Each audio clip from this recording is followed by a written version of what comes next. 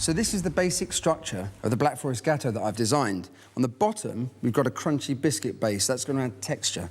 Then on top of that, there's a thin layer of apricot compote, which works really well with the cherries, but also it acts as a glue for this layer here, which is an aerated chocolate bar. On top of that, we've got a mixture of sour cherries and a chocolate ganache, which is like a really rich, dense chocolate mousse. Next, we have a flourless chocolate sponge, then a chocolate mousse, and finally, the key, the white mousse, the kirsch cream. I've designed this recipe so that you can make it in advance and assemble it on the day you want to eat it. So for the first layer, the crunchy biscuit base, in here, I've got some eggs and honey, and to that I'm going to add some icing sugar, some flour, a little bit of milk, some baking powder, and salt.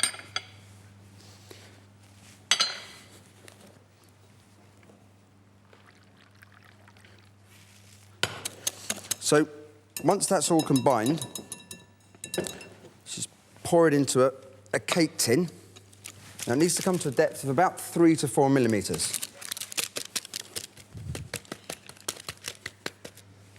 This goes in the oven, 200 degrees centigrade for 10 minutes, after which time I'm going to take it out, cut it into 3, and then pop it back in the oven at 100 degrees for 30 minutes. If I don't cut it after 10, it's going to be too hard and too difficult to cut. Well, we did eventually manage to aerate some chocolate using a vacuum cleaner and a sealable vacuum bag used for storing clothes in. But of all the bags I tried, the only ones I could make work were these ones, space bags. And that's because it's got a valve that keeps the vacuum.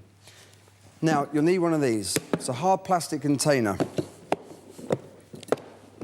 Made a hole in the lid by using a corkscrew. It doesn't want to be too big, that's a good size. You'll also need one of these.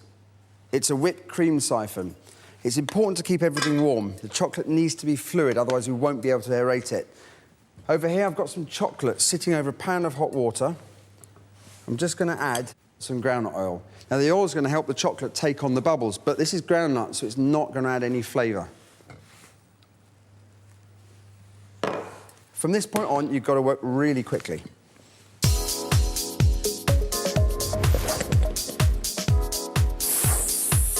Charge the siphon up. I'm using 3 canisters here. I'm trying to get as much pressure in this as possible, because we're going to give this chocolate a head start. It'll already be aerated when it comes out of here into the box. Quick shake. And be careful, because this can go everywhere.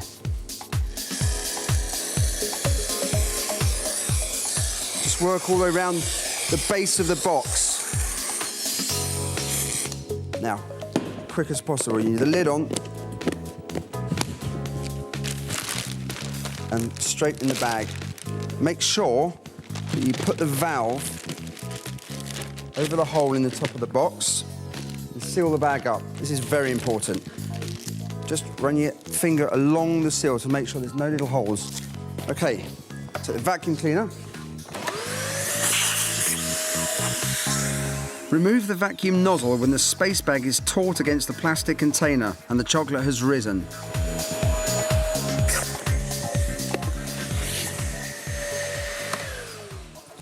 At this stage, it's full of bubbles, but it's still soft. If we take the lid off, the whole thing's going to collapse. So I'm going to put it in the fridge to set. Now to another layer, the chocolate sponge. In here, I've whisked egg yolks and sugar for a good 10 minutes until it's doubled in volume and the colour's gone lighter. Should look like that. I've saved some of the whites from the yolks, and I've got them in this bowl here. Turn the mixer on full speed. After a couple of minutes, the egg whites would have formed peaks. Should look like that. Now, at this stage, I need to add some caster sugar. And then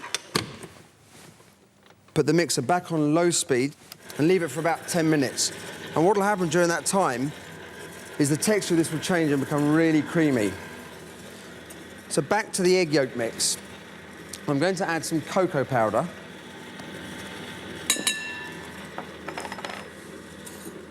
And some melted chocolate. So incorporate the chocolate.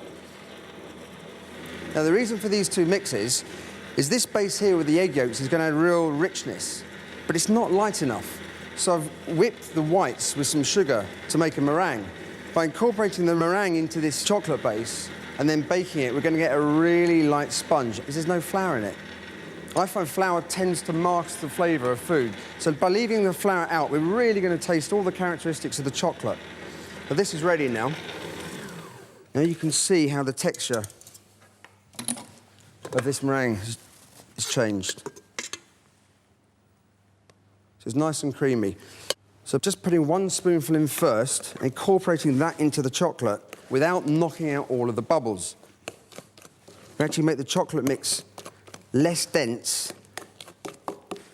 It's kind of preparing it for the rest of the meringue. So now, all of this can go in. And very carefully mix the two together.